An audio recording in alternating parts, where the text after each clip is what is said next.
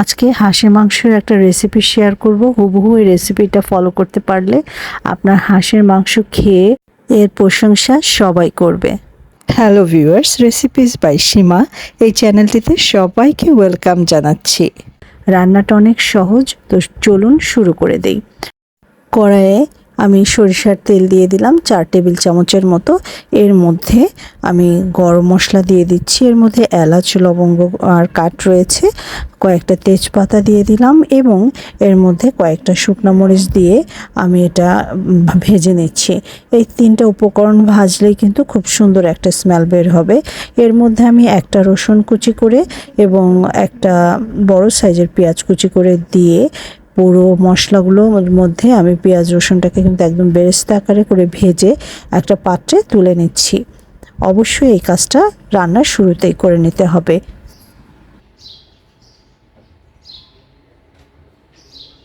এদিকে আমি হাঁসের মাংস কিন্তু ভালো করে ধুয়ে পানিটা ভালো করে ঝরিয়ে নিয়েছি। এতে করে কিন্তু হাঁসের মাংস থেকে কোনো বাজে গন্ধ আসবে না।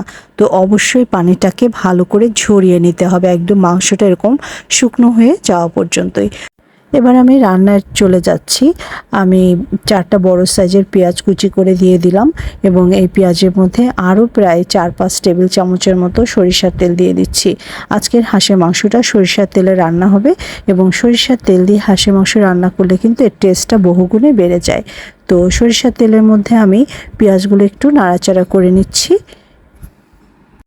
অ্যাড করছি 3 টেবিল চামচ আদা এবং রসুন বাটা। আদা এবং রসুন বাটা কিন্তু একটু বেশি দিলে এর হাঁসের মাংসতে যে একটা অবাঞ্ছিত গন্ধ থাকে সেটাও দূর হয়ে যাবে। ব্যাস, এবার আমি মশলাগুলো কষিয়ে নিচ্ছি। বাটা মশলা যেহেতু পানি ছিল, একটু ভিজা ভিজা থাকা অবস্থাতে আমি গুঁড়া মশলা অ্যাড করছি, হলুদের গুঁড়া, মরিচের গুঁড়া এবং জিরা আর ধনিয়ার গুঁড়া। আপনারা আপনাদের মাংসের কোয়ান্টিটি অনুযায়ী মশলাটা নিজেরাই নির্ধারণ করে দিবেন। ব্যাস, এবার আমি কিন্তু সমস্ত মশলাগুলো কষিয়ে নিচ্ছি। এই পর্যায়ে আমি একটু পানি অ্যাড করছি, এতে করে মশলা পুড়ে যাওয়ার কোনো ভয় থাকবে না এবং মশলাটা তো খুব ভালো করে কষানো হয়ে যাবে। অ্যাড করছি স্বাদ মতো লবণ। মাংস এবং আমি যেহেতু একটু আলু দিয়ে রান্না করব, আলু মাংসের পরিমাণ অনুযায়ী মানে লবণটা আপনাকে দিতে হবে। মশলাটা কিন্তু বেশ ভালো করে কষানো হয়ে গেছে। এটার মধ্যে থেকে তেলগুলো কিন্তু উপরের দিকে ভেসে উঠেছে এবং পানিটাও কিন্তু মোটামুটি শুকিয়ে গেছে। এই পর্যায়ে আমি মাংসগুলো দিয়ে দিচ্ছি।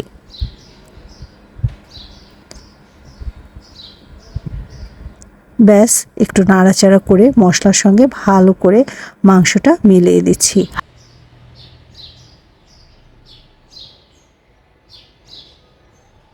আজকের ভিডিওটি ভালো লাগলে লাইক, শেয়ার আর কমেন্টস করতে ভুলবেন না।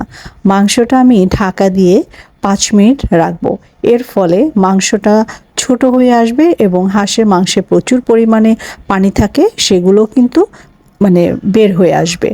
আর এই পানিটা কিন্তু অবশ্যই মাংস থেকে বের করে এনে তারপর আপনাকে ঝোলের পানিটা নিয়ে অ্যাড করতে হবে। এই পানিটা না ভালো করে শুকিয়ে যদি আপনি মাংসটা রান্না করেন, আপনি যত ভালোই রান্না করেন না কেন, হাঁসের মাংসের গন্ধ কখনোই যাবে না।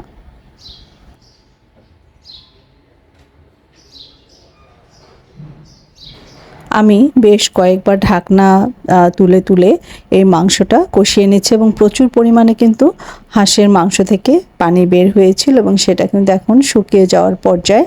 তো আমি কিন্তু এভাবেই নাড়াচাড়া করে নিচ্ছি। এর ফলে মাংসটা কিন্তু 70% মানে কুক হয়ে যাবে।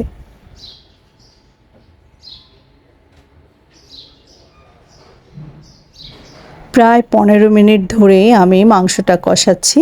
তো কষানোর এখন শেষের পর্যায়ে আমি কিন্তু ঢাকা দিয়ে কষিয়ে নিচ্ছি। অবশ্যই ঢাকা দিয়ে দিয়ে কষিয়ে নেবেন, এতে করে হাঁসের মাংস যদি শক্ত হয়, অনেক পুরানো হাঁস হয়, সেক্ষেত্রে মাংসটাও কিন্তু নরম হয়ে যাবে।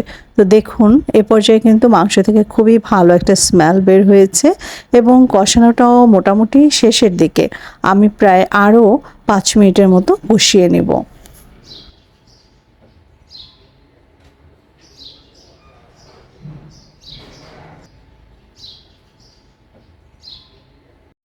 আমি কিন্তু এ পর্যায়ে ঢাকা দিচ্ছি না, খোলা অবস্থাতেই কিন্তু কষিয়ে নিয়েছি প্রায় 5 মিনিটের মতো। আর দেখুন, তেলটা একদম ছেড়ে দিয়েছে এবং মাংস কিন্তু অলরেডি ফুটতে শুরু করেছে, মানে নিচ থেকে চটচট করে একটা আওয়াজ হচ্ছে। তো আমি এবার আমার আলুগুলো দিয়ে দিচ্ছি। আর আলু দিয়ে হাঁসের মাংস খেতে আমার বেশ ভালো লাগে। আরেকটা রান্না হয় শুধু আলু ছাড়া, আবার কচু দিয়েও কিন্তু হাঁসের মাংস খেতে বেশ ভালো লাগে। আলু দিয়ে জাস্ট দু একটা নাড়াচাড়া করে এর মধ্যে আমি ওই যে আগে মশলা ভেজে রেখেছিলাম, পেঁয়াজ, তারপরে শুকনা মরিচ, তেজপাতা, ওগুলো আমি দিয়ে একটু নাড়াচাড়া করে নিচ্ছি। অলরেডি আমার মাংস কিন্তু 70% রান্না হয়ে গেছে, যেহেতু আমি ঢেকে ঢেকে কষিয়েছি। দেখুন এবার আমি পানি অ্যাড করছি। আমি যেহেতু আজকে রান্নাটা প্রেশার কুকারের মধ্যে করব, তাই আমি মাংস আর আলু সমান সমান পানি দিয়েছি। আপনারা যদি একদম ভুনা খেতে চান এর থেকেও কম পানি দিবেন, মানে আমি যে পানিটা এখন দিয়েছি এরও কম, মাংসের নিচে থাকবে। কিন্তু আমি একটু ঝোল ঝোল পছন্দ করি হাঁসের মাংসটা। তো দেখুন আমি একটু নাড়াচাড়া করে আপনাদের পানির পরিমাণটা দেখিয়ে দিচ্ছি। জাস্ট এরকম হবে। আমার কিন্তু এ পর্যায়ে চুলা বন্ধ করাই আছে।